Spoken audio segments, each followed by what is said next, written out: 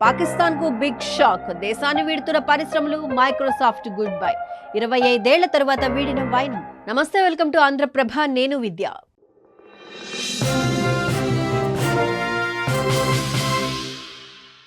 దాయాది పాకిస్తాన్కు దెబ్బ మీద దెబ్బ పడుతోంది. ఆర్థిక వ్యవస్థ దెబ్బతినడంతో పాటు అంతర్జాతీయ పరిపతిని నాశనం చేసే ఓ పిడుగు లాంటి వార్తతో కోలుకోలేకపోతోంది పాక్.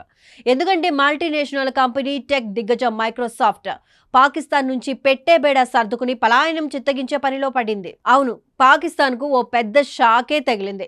ప్రముఖ ఎంఎన్సి సంస్థ టెక్ దిగ్గజమైనటువంటి మైక్రోసాఫ్ట్ ఆ దేశం నుంచి వెళ్లిపోయేందుకు రెడీ అవుతున్నట్లు తెలిపింది. ఈ విషయాన్ని మైక్రోసాఫ్ట్ పాక్ అధినేత జవాద్ రెహమాన్ లింక్డ్ ఇన్ వేదికగా వెల్లడించారు. ఇదే జరిగితే పాక్లోని యువతకు ఉపాధి అవకాశాలు భారీగా తగ్గిపోతాయి.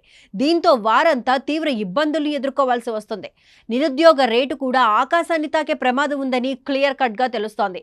ఇప్పటికే భారత్తో నెలకొన్న ఉద్రిక్తతలతో, యుద్ధం, వాణిజ్యంపై ఆంక్షలతో పాటు రాజకీయ అస్థిరత, నిధుల కొరత, అలాగే నీటి సంక్షోభం వంటి పలు సమస్యలతో విలవిల్లాడిపోతోంది పాకిస్తాన్. ఇక మూలిగే నక్కపై తాటి పండు పడినట్లుగా ఈ పరిస్థితుల్లో చస్తున్న పాక్కు మైక్రోసాఫ్ట్ షాక్ ఇచ్చింది.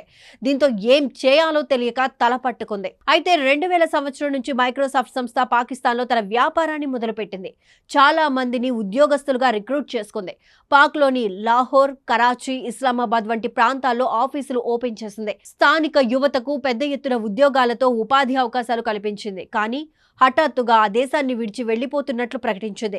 తమ కార్యకలాపాలన్నింటినీ పూర్తిగా మూసివేసుకుని దుకాణం సార్దేస్తోంది. దీంతో పాకిస్తాన్లో దాదాపు 25 ఏళ్ల ప్రస్థానానికి మైక్రోసాఫ్ట్ ముగింపు పలికిందన్నమాట.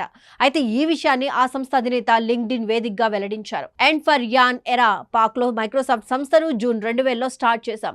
పాక్లో 25 ఏళ్లుగా మైక్రోసాఫ్ట్ ప్రస్థానానికి ముగింపు పలకనుంది. ఇప్పటికే ఉద్యోగులు కూడా వెళ్లిపోయారు. మరికొందరు త్వరలోనే వెళ్లిపోతారు. 25 ఏళ్ల పాటు ఈ సంస్థను పాక్లో నడిపించినందుకు గౌరవంగా భావిస్తున్నామంటూ తెలిపారు. ఇక ఇప్పటికే పలు కార్యక్రమాలను మాత్రం నిలిపివేసింది ఈ సంస్థ. భారీగా లే ఆఫ్లు అనౌన్స్ చేసింది. ఇప్పుడు ఆ సంస్థలో కేవలం 5 ఉద్యోగులు మాత్రమే ఉన్నారని సమాచారం. కాగా పాక్ నుంచి వెళ్లిపోయే సంస్థలో మైక్రోసాఫ్ట్ ఏం మొదటిది కాదు. ఇప్పటికే ఈ దేశాన్ని వీడి చాలా సంస్థలు తమ ఆస్తులను అమ్ముకుని వెళ్లిపోయాయి. Pfizer, Shell, Uber, Sanofi, Eli, Lotte chemicals, బ్యాంకులు, చాలా సంస్థలు ఉన్నాయి.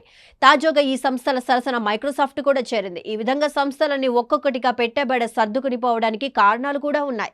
ఇందులో ఒకటి భారత్ ఇటీవల నిర్వహించిన ఆపరేషన్ సింధూర్. పాక్ వ్యవహరిస్తున్న తీరు నేపథ్యంలో ఈ దాడులు మళ్లీ జరిగే అవకాశం ఉంది. ఒకవేళ ఇది జరిగి భారత్ సింధూర్ను కొనసాగిస్తే, అది కూడా ఎక్కువ రోజులు సాగితే పాకిస్తాన్ ఎకానమీ పూర్తిగా సర్వనాశనం అవుతుంది. ప్రజెంట్ పాక్ ఆర్థిక పరిస్థితి కూడా అంతంత మాత్రంగానే ఉంది. సో ఇలాంటి పరిస్థితుల్లో తమ కార్యకలాపాలను సాగించడం సరికాదని సదరు సంస్థలు భావిస్తున్నాయని తెలుస్తోంది. ఇక విదేశీ పెట్టుబడులు కూడా పాక్కు వచ్చే పరిస్థితి లేదు. దీనికి కారణం పాక్లోని రాజకీయ అనిశ్చితి, ఉగ్రవాదం, భారత్తో ఉన్న ఉద్రిక్తతలు. ఈ నేపథ్యంలో విదేశీ కంపెనీలు ఇన్వెస్ట్ చేయడం లేదు. తరువాత పాక్ కరెన్సీ డీవాల్యుయేషన్. ఇది ఇతర దేశాల నుంచి వచ్చే సంస్థలు, కంపెనీలకు గొడ్డలి పెట్టుగా మారింది. తరువాత పవర్ కట్. పాక్లో గంటల పాటు పవర్ ఉండదు. సో దీని వలన జనరేటర్ల మీద ఆధారపడాల్సి ఉంటుంది. ఇవి నడవాలన్నా కూడా ఇంధనం అవసరపడుతుంది. ఇలా పవర్ ప్రాబ్లం వల్ల చాలా కంపెనీలను మూసుకోవాల్సి వస్తోంది. ముఖ్యంగా ఆయుధాల తయారీ చేసే ముఖ్య పరిశ్రమలు సైతం మూతపడుతున్నాయి. దీనివల్ల ఇతర దేశాల నుంచి ఆయుధాలను సమకూర్చుకుంటోంది పాక్. కానీ స్వదేశీ ఉత్పత్తులు తగ్గిపోయాయి. ఆ తర్వాత ఇంధన ధరలు పెరగడం. ఈ పరిణామాలతో ఇలాంటి మల్టీనేషనల్ కంపెనీలకు అంచనాలకు మించి ఖర్చు అవుతోంది. దీని వలన లాభాల కన్నా నష్టాలు ఎక్కువగా వచ్చే అవకాశం ఉంది. మొత్తంగా పలు కారణాలతో అక్కడ ఎంఎన్సి కంపెనీలు ఒక్కొక్కటిగా పాక్ ను వీడి బయటకు వచ్చేస్తున్నాయి. అలాగే పెట్టుబడులు పెట్టేందుకు కూడా విదేశీ సంస్థలు ఏవి ముందుకు రావడం లేదు. దీంతో పాకిస్తాన్ దిక్కుతోచని అయోమయ పరిస్థితుల్లో ఉంది.